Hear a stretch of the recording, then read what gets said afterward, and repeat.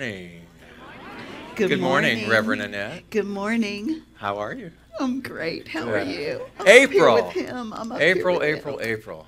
What an amazing month of the theme of conjuring justice. It's hard to believe that at the beginning of this month was Easter, wherein this whole theme started off. And one of the things right off the bat that we want to remind you of is to stop seeking. What? And start letting. Stop seeking and start letting is a pivotal instrument, a fundamental truth within this teaching, because that which you seek, you already are. That which you desire, you already are. That which you pray for already exists. And what we are really doing is removing all of the barriers from having the recognition and the realization of that thing be prominent in our lives. And so the more that we continue to seek, to reach out, to travel, to search for something, we continue to perpetuate that idea of seeking rather than stopping right where we are and realizing that that solution, that prayer is already existent in the all. And as we close this idea of conjuring justice, conjuring meaning to bring forth a greater reality of that which is just, the same principle applies. For us to stop seeking outside of ourselves for someone else to do that, and to come to the table with our own commitment to allow ourselves to be the instrument of that. Does that make sense? And so as we begin to search for that, Reverend Annette and I wanted to wrap this up together with the topic of the mastery of justice. The mastery of justice, simply meaning what are the skills that you and I bring to the table in order to reveal the justice that already exists. And I want you to check in where you are in your gut right now, because we sit in this room from all walks of life. We sit in here from all different economic experiences. We come from many, many different places and many, many different spiritual backgrounds, everything that is attributed to the way in which we think. And as we sit here, check in and go, how does that feel to me for us to say that justice does already exist, and our job is to peel away all of the barriers of that? And the peeling away must start within ourselves. So how do we cultivate that skill? How do we bring that skill to life? There's a gentleman by the name of Charles Hannall, who was a very prominent writer in the early 1900s. He was most famous for his master key system, if any of you have ever read that particular book. Another book that he wrote, he began to describe an experiment that was taking place where they were studying the behaviors of parasites. I know all of you think about that a lot, right? Studying the behavior of parasites. And one of the ways in which they were studying and introducing themselves and getting close to this was to bring in these infested rose bushes into a closed room. And they would take these infested rose bushes and they would place them in front of a window. And then they would let the rose bush die. They would not water the rose bush. And what they began to notice is that once the parasites lost their food supply from the dead rose bush, that those parasites, which previously were wingless, developed wings and flew off of the dead rose bush towards the light of the window, making their way up towards a slight crack in the top in order to intuitively move into another reliable source. He called this mental chemistry. And he said that mental chemistry exists in every living thing, even in the small beingness of a parasite. That mental chemistry simply means that when we adjust mentally and get in alignment with what our desire, then the chemistry of ourselves changes and we move towards a greater alignment with what we are adjusting in mind to. That everything possesses mental chemistry, even parasites. And if parasites have the wisdom to fly off of something dead,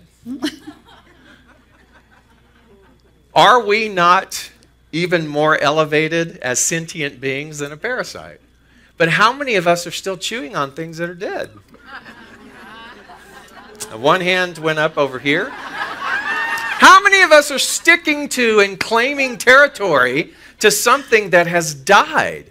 And what has died is an old narrative that says nothing is going to change, that only certain things are possible, that the world only benefits a certain subset of individuals. If you don't understand that that level of thinking is a dead narrative, then we miss the opportunity to innately develop something that is going to transport us to a greater illumined experience. And we all do that. All of us are munching on something that is dead. And are we not more groomed for that, which is the use of mental chemistry? It's the same thing that our founder, Ernest Holmes, taught us. That what we think of, what we focus on, we become. Right?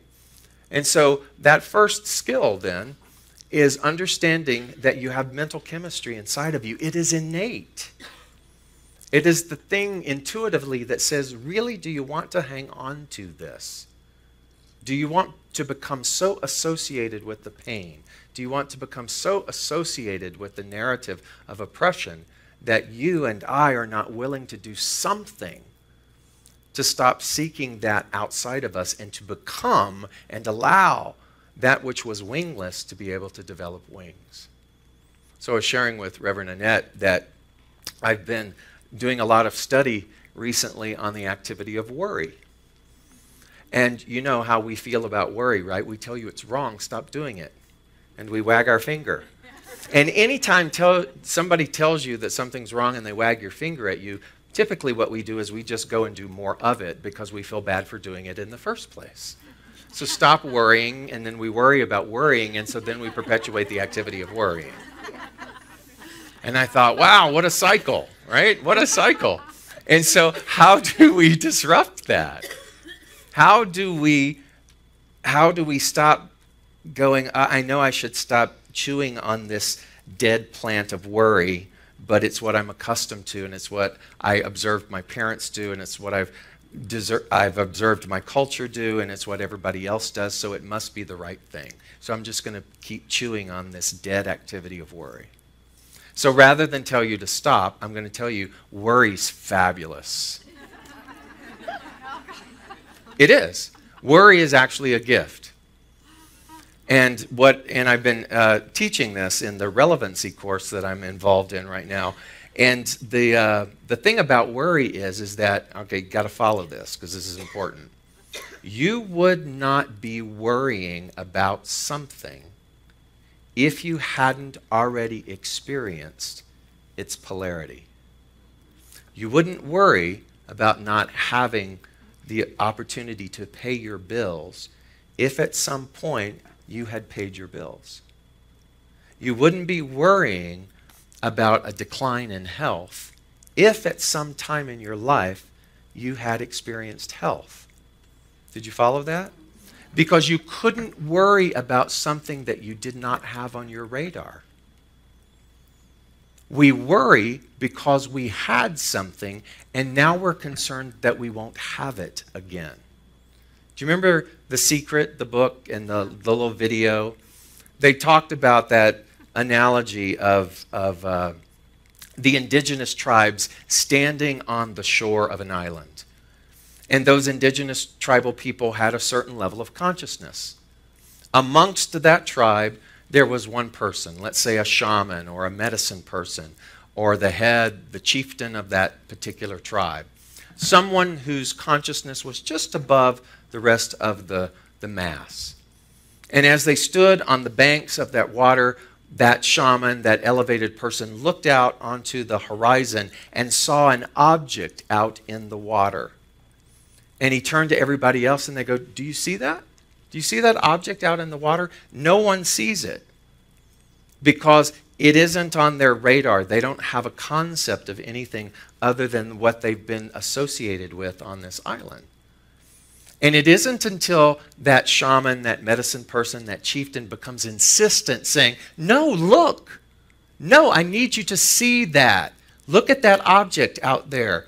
That they finally begin to very hazily make out something that's a ship.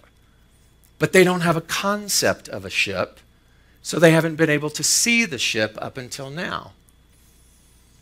You have seen and had an experience of sufficiency. So you worry because the thing that you've had an experience of, you fear it won't come back. If you had never had sufficiency or didn't even know what that meant, you wouldn't worry about it because it wouldn't be on your radar. So then worry is what? A gift. Worry is the thing that says, hey, you've had this before. I don't know why you're worrying. Let's do some mental chemistry. Instead of focusing on it not coming back, let's take the opportunity and pivot towards the polarity. And all that you have to do is to focus on what it felt like to have that sufficiency.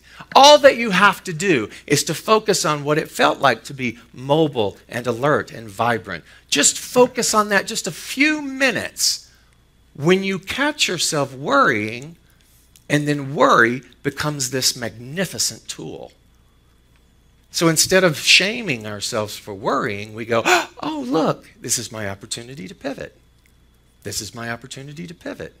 This is my opportunity to look at that thing which has never left me. And this is where I do the responsibility. I stop worrying or seeking for something outside of myself and realize that that something is predicated on my relationship with the activity of mental chemistry in my life. And that is what is there for me. And so with this idea of conjuring justice and mastering justice, it's realizing that at what time in my life did I feel seen and heard? What time in my life did I feel a sense of fairness? What time in my life was that a palpable reality? I'm going to stop dwelling on not having it and focus on this. At the same time that I show up in the world and I do the work that I'm called to do. Does that make sense? Skill number one, then, is that activity of mind known as mental chemistry. I bet you got some. I got some.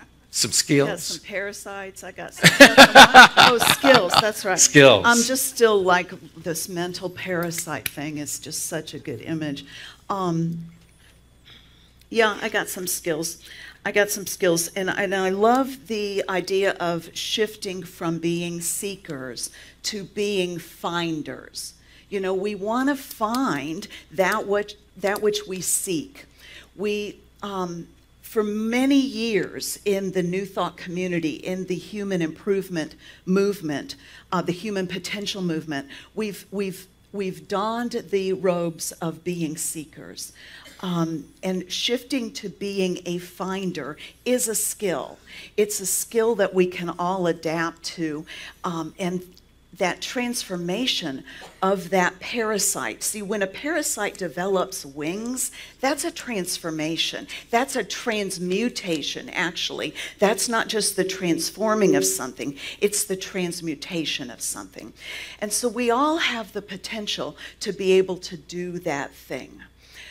Whether we're looking for change in our own small life, not that it's small, but our microcosm, or whether we're looking at changing the bigger picture.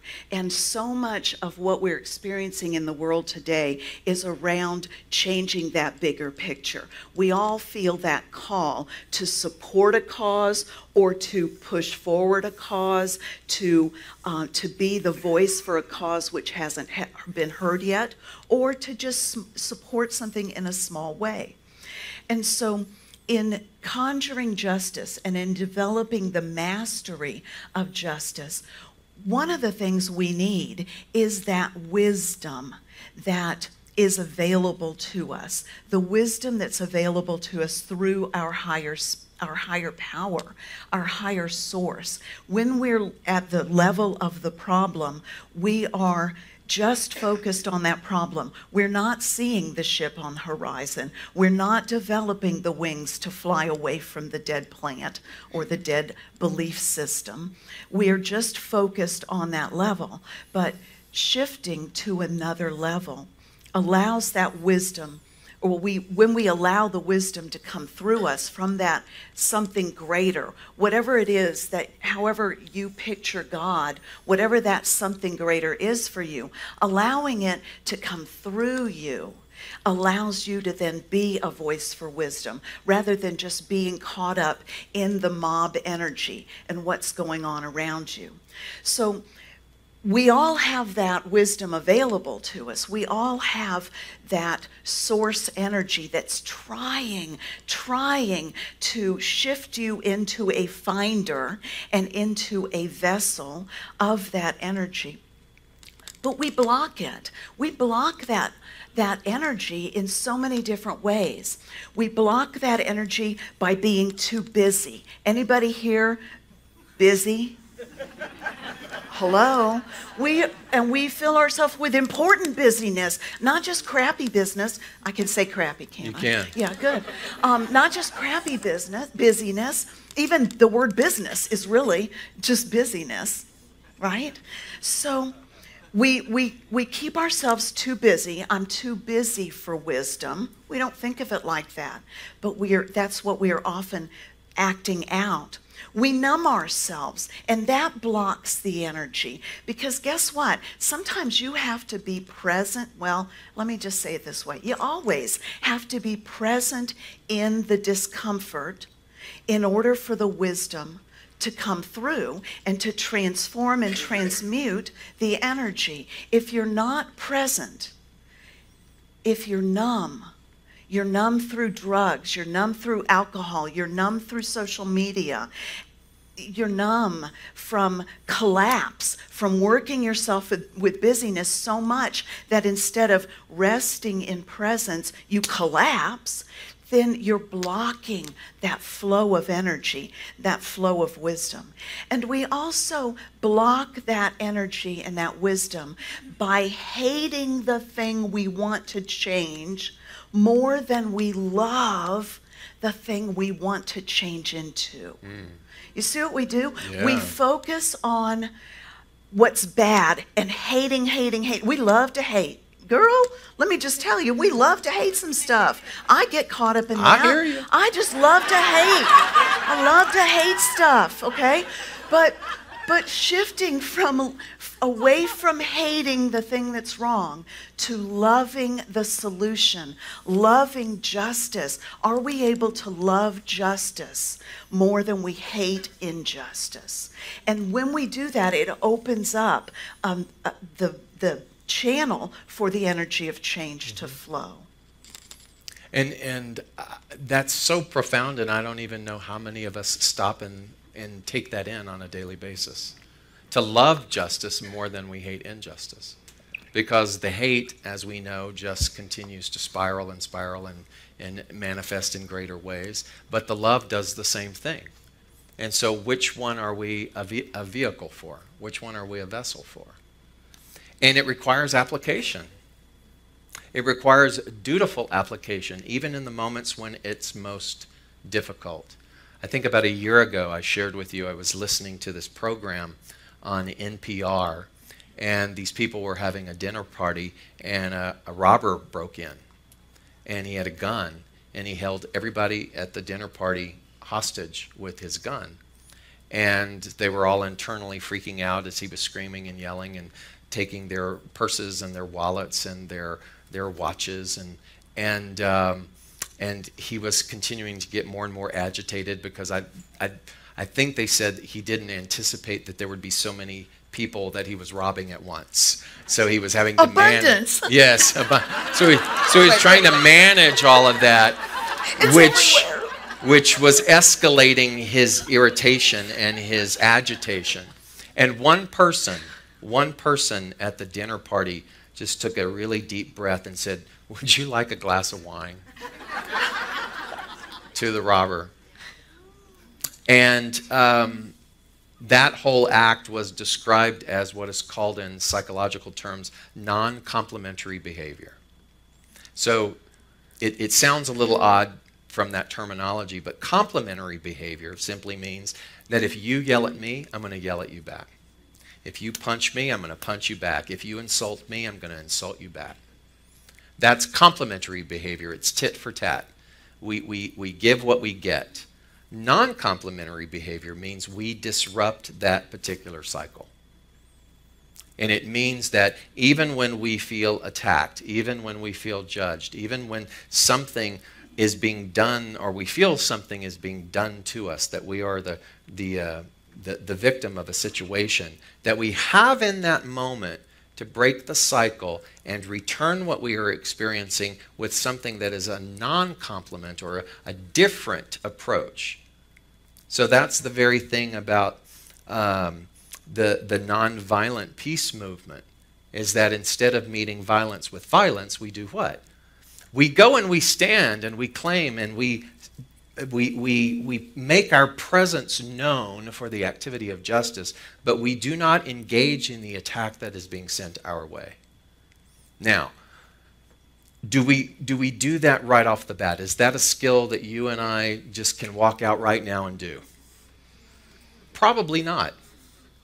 Because there is a race-conscious reflex within us that automatically attacks when we are being attacked. But if you think about those people, those key teachers, those sages who engaged in non-complementary behavior as a lifestyle, you have to understand that that happened because it was a choice. Gandhi was angry.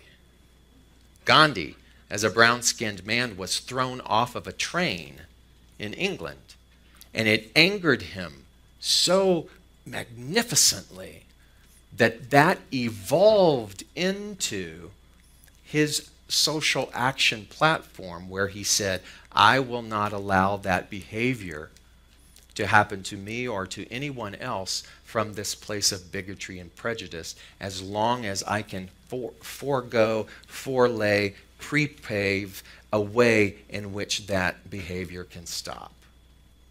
So it wasn't about fighting aggression for aggression. It was about practicing a non-complementary behavior. But it started with anger. How many of you have been angry?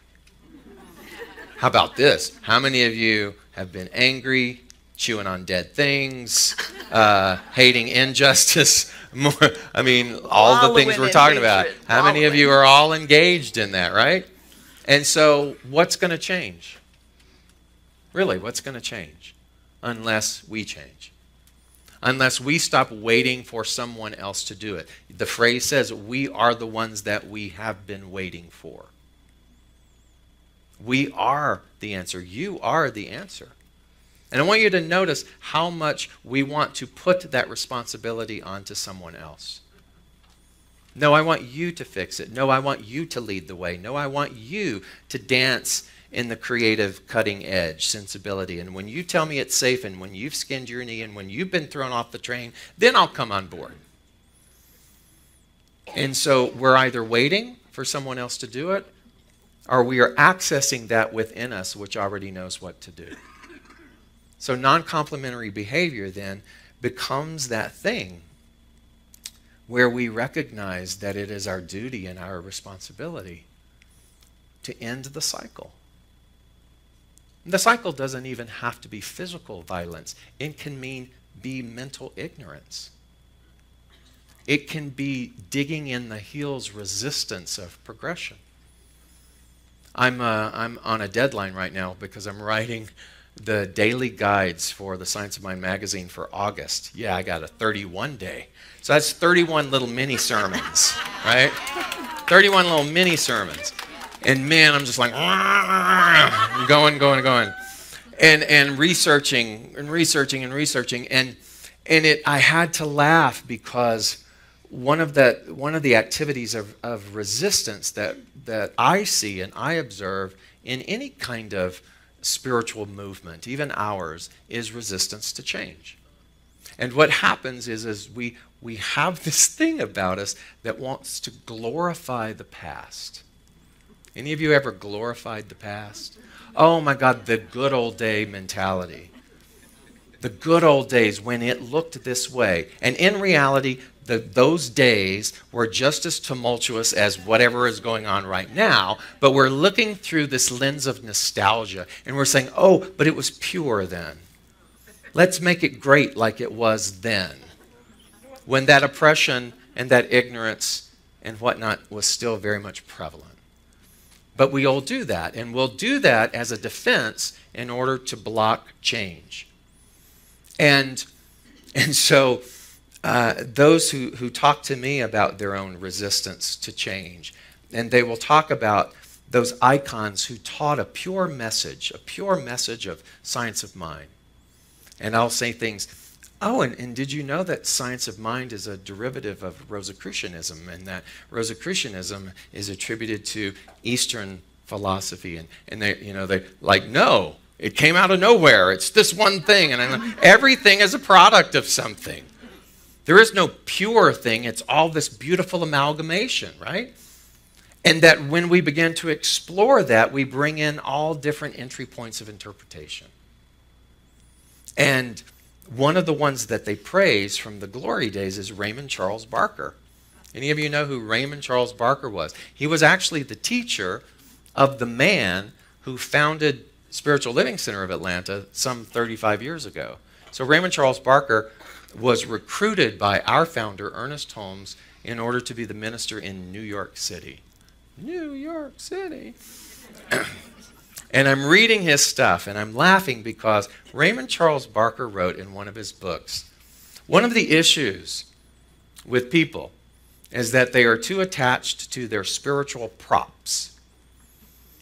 Spiritual props, meaning, no, it has to look this way. The program has to go this way. We have to recite this thing. And he said, what happens is that by becoming attached to spiritual props or specific ways, is that we cut ourselves off from the modernization of our spirituality. He said people would rather modernize their furniture in their homes than modernize the way in which they think spiritually. And if what we are is evolving people, and if what we are is a spiraling up in consciousness, then doesn't it stand to reason that the modernization or the relationship that we have with that spirituality should also be shifting and changing and morphing and growing? Shouldn't it be that our conversation around justice, our actions around justice, our involvement around justice shouldn't be the way that it was perhaps decades ago? Some of us who have never been involved, who have left it for others to do, shouldn't there be a modernization of the activity of our participation in justice? Shouldn't we be doing more with our inherent spiraling spiritual wisdom rather than leaving it to politicians? And what's beautiful about the changing of the tide is that people are realizing that. They're no longer looking back and saying, oh, it was perfect back then. No, it's never been perfect. And the reason why the chaos has been brought to the light is for you and I to stop giving all of that responsibility to other people and to realize that it is our responsibility to show up and to be engaged spiritually and socially for that beautiful reform of justice to be able to be brought to light. Thank you for all of you who came to the Social Justice Forum a few weeks ago. That was a lot of work to get those people here.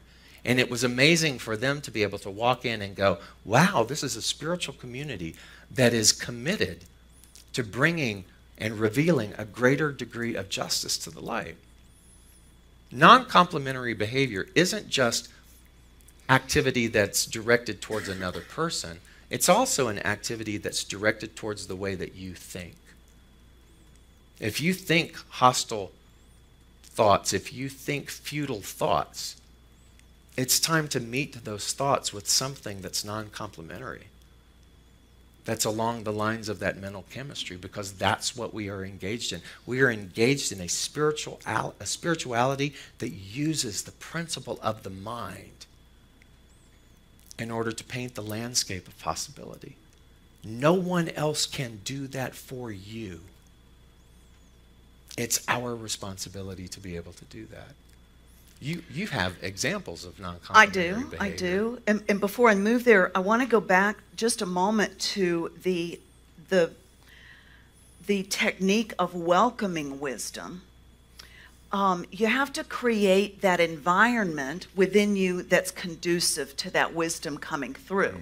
And so the people that we look at as examples, and we'll look at in just a moment, like David said a few minutes ago, you don't just go from 0 to 60 on this kind of thing with somebody yelling and screaming in your face, or with that anger built up inside of you. You have to create the environment within yourself. And that's one of the reasons why you hear us in so many different forms. Me, David, Cynthia, the other David, another David. How many Davids are there? There's all the Davids. All the Davids and everybody else are all saying we have to practice. We have to practice. We have to come to the meditation class.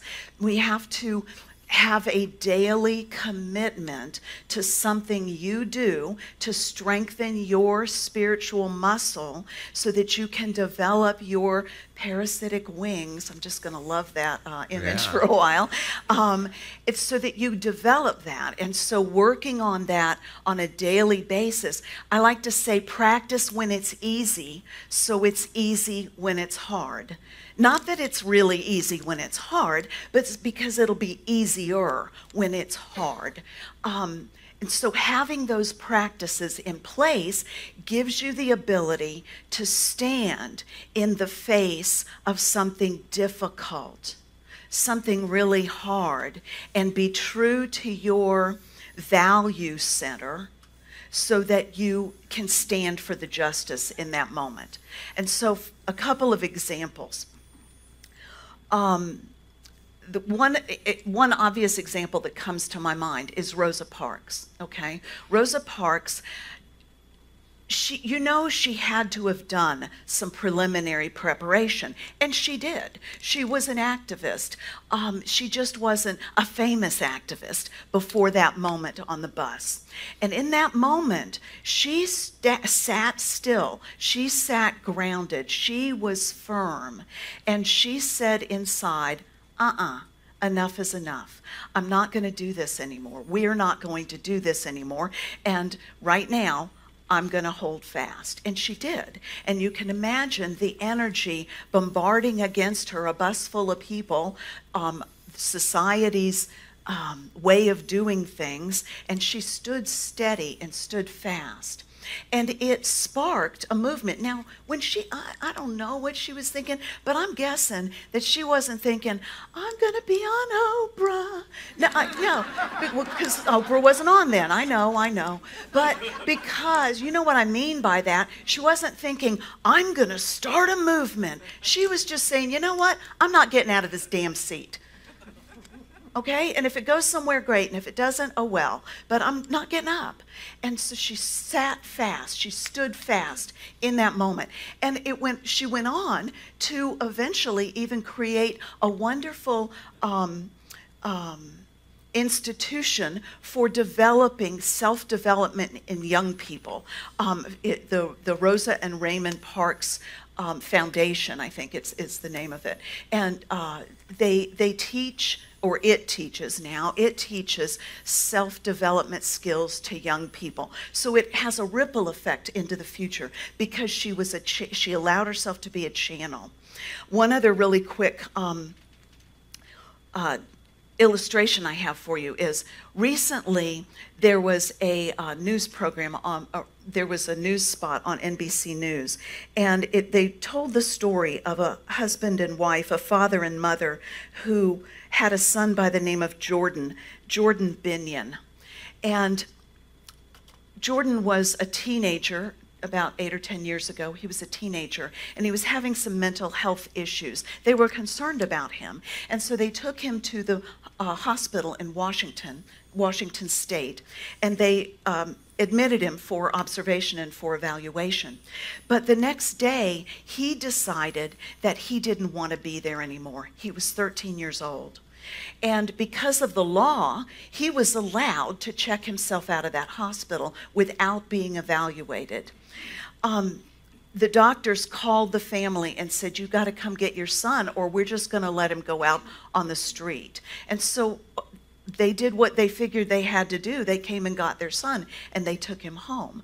What they didn't tell the family was that they had a right to override that, but they didn't let the family know that. The family thought that they had to give in to his wishes and just take him home. Before they could get him to his doctor's appointment for evaluation, this young man committed suicide the day before his appointment. And I just, as a parent, I imagine the rage that must have bubbled up in this family when they realized that they had been misinformed, that they had been told differently and led to believe that they were just a victim of this situation. But they didn't let that overwhelm them to the degree that they fought and sued. And not that there's anything wrong with suing when it's appropriate, but they didn't wallow in their hatred of the injustice, okay? Instead, they took that energy and they have developed a program called the Jordan Binion Program. And this program takes into schools mental health education. And they don't teach mental health in your school systems. They don't teach how mental health first aid is what they call it.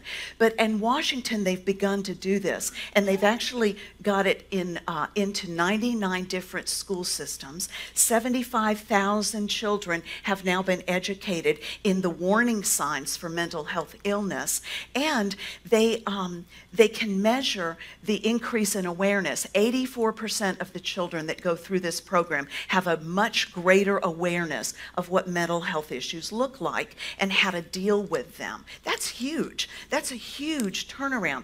And because they were able to use the energy and let wisdom come through them to move them toward justice rather than just wallowing in a hatred of the injustice, they were able to transform. And they're working on bringing this program throughout the United States. And I just find that very uplifting and very enlightening. But to allow that kind of thing, to prepare yourselves for that kind of thing, you have to be willing to do the work, to be ready. Because at some point, you're going to have a moment, a pivotal moment, where you can make a choice. Am I going to choose a different thing, or am I going to continue in the same path, in the same activity? And Martin Luther King Jr. always reminded us then that hate will not drive out darkness. Only love will do that. Only a developed skill will do that. Only a willingness on our part to become compliant with our power of innate mental chemistry. Do you actually really ever wake up in the morning and go, everything that I desire to be is held within my own thinking? Do you ever actually rise in the morning and become in awe of that? Do you ever go, what was it in my life that prompted me to be on this path, that I would be exposed to and available to a messaging that told me that the power of my life rests within the quality of my thoughts? Do you ever become in awe of that? Do you think that that same availability exists globally around the world? Perhaps not. But it has for you. And here's the thing. Once you know, you can't unknow. Once a window's been opened and new information has come in, you can't usher that information back out and pretend that it didn't happen or it didn't land within your own consciousness. And so the message is always the same. What are you going to do about that in your life? What are we going to do that as a community? What is the globe going to do in order to reveal and prepare a world that is just for all? It will not happen if we just keep displacing it into the hands of other people. It starts with you. It starts with the most minute thing that could be going on within your own home life.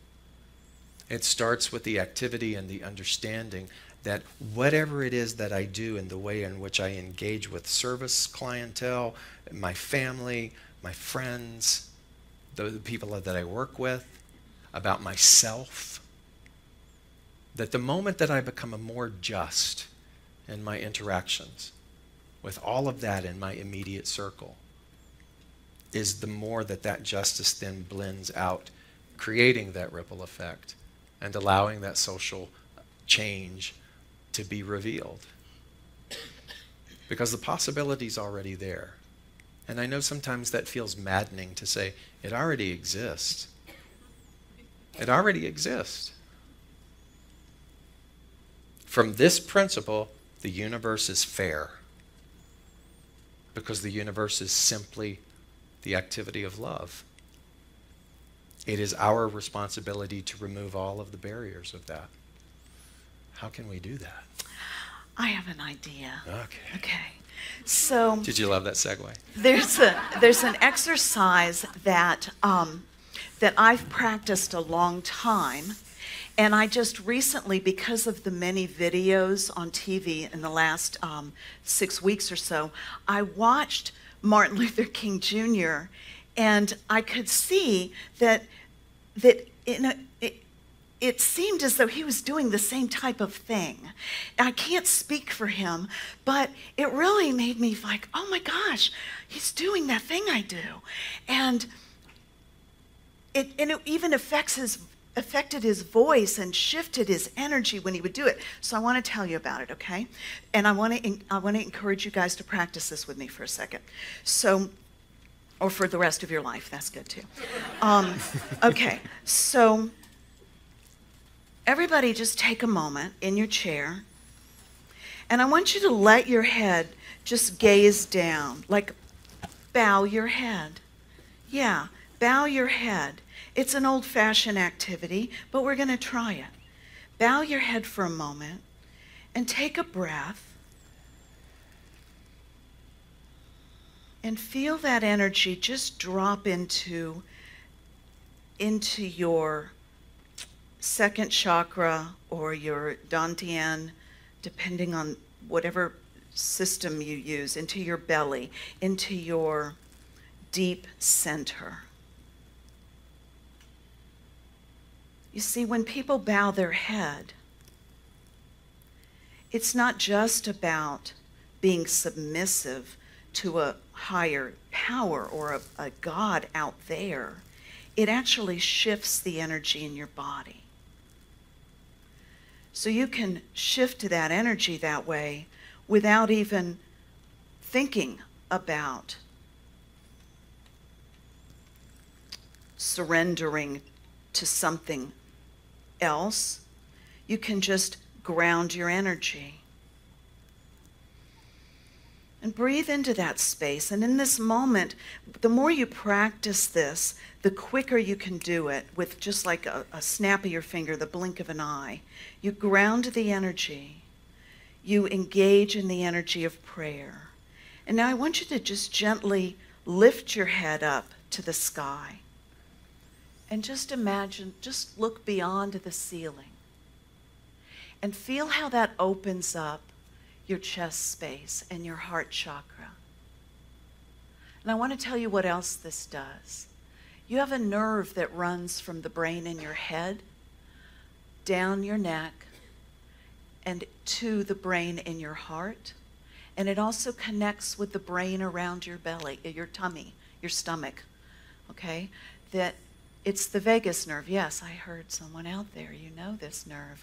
The vagus nerve, and I used to spell it Vegas like in Las Vegas, but no, that's not it. It's V-E-G-U-S, Vegas, the vagus nerve. It connects these three brains, and when they are connected, you're actually able to receive that energy through your heart chakra, through your crown chakra, and into your heart chakra.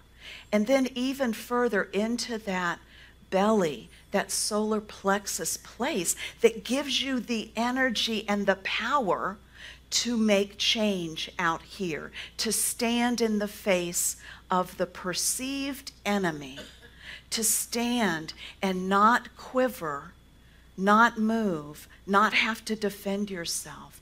Now, I saw Martin Luther King Jr. do this over and over again. He would look down and he would be preaching. He would be saying his speech. He'd look down and then he would look up, and his voice changes when he does that. And yes, it's homiletics. Yes, he's projecting, but he's channeling that energy through his system when he does that. And we all have the power to do that with practice. And so practice this on your own, in your prayer time, in your meditation time. Practice bowing your head and knowing that you are grounding in humility, okay? Grounding in humility.